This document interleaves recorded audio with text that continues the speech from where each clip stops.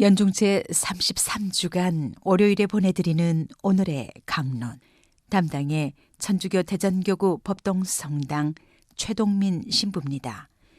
오늘 복음은 루카복음 18장 35절에서 43절까지의 말씀입니다. 예수님께서 예리코에 가까이 이르셨을 때의 일이다. 어떤 눈머니가 길가에 앉아 구걸하고 있다가 군중이 지나가는 소리를 듣고 무슨 일이냐고 물었다.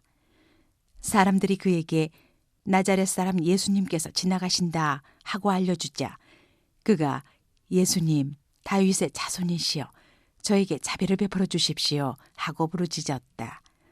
앞서 가던 이들이 그에게 잠자코 있으라고 꾸짖었지만 그는 더욱 큰 소리로 다윗의 자손이시여 저에게 자비를 베풀어 주십시오 하고 외쳤다.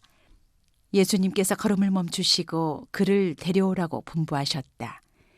그가 가까이 다가오자 예수님께서 그에게 물으셨다. 내가 너에게 무엇을 해주기를 바라느냐? 그가 주님, 제가 다시 볼 수 있게 해주십시오 하였다. 예수님께서 그에게 다시 보아라. 내 믿음이 너를 구원하였다 하고 이르시니 그가 즉시 다시 보게 되었다. 그는 하느님을 찬양하며 예수님을 따랐다. 군중도 모두 그것을 보고 하느님께 찬미를 드렸다. 찬미 예수님, 대전 가톨릭 평화방송 애청자 여러분 안녕하십니까? 오늘은 연중 제33주간 월요일입니다. 2014년 프란치스코 교황님의 방한을 기억하시나요? 교황님의 주례로 미사가 봉헌되었던 곳마다 수많은 인파가 모여들었습니다.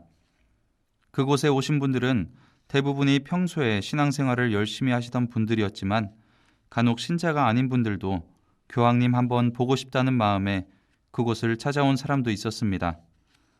신자건 아니건 그 순간에는 모든 사람들이 한마음이 되어 비바 빠빠를 외치며 환호했습니다.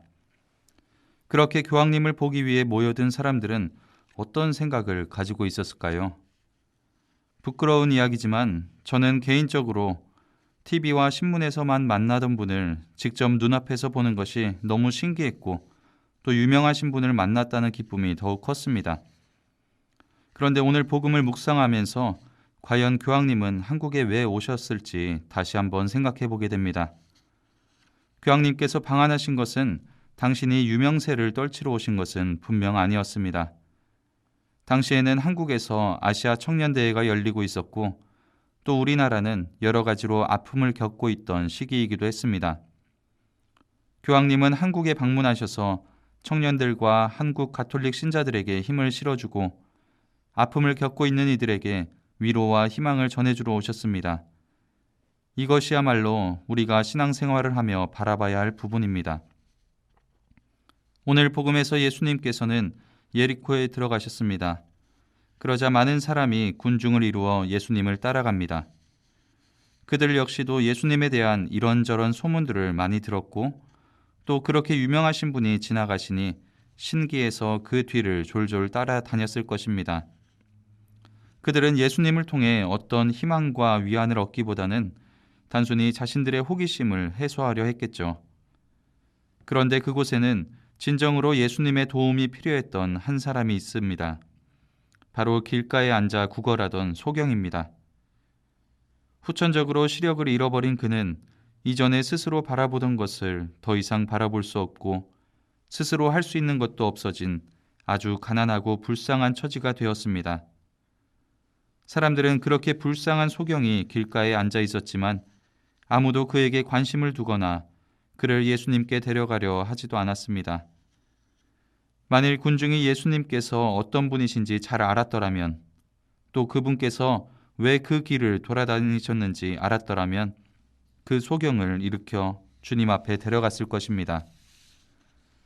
이런 군중과는 반대로 소경은 육체의 눈은 멀었지만 믿음의 눈을 통해서 나자렛 사람 예수님이 하느님께서 약속하신 다윗의 자손임을 또 자신에게 새로운 삶을 선물해 주실 구세주라는 것을 알아봤습니다.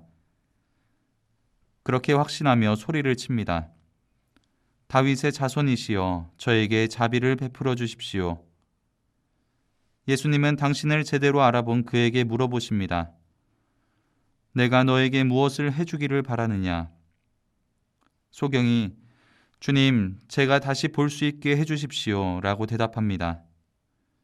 그의 이 간절한 청원은 단순히 눈만 뜨게 해달라는 것이 아니라 생명의 주관자이신 분께 새로운 삶을 청한 것입니다. 눈뜨고 있던 사람들이 보지 못했던 것을 소경은 믿음을 통해 알아봤습니다.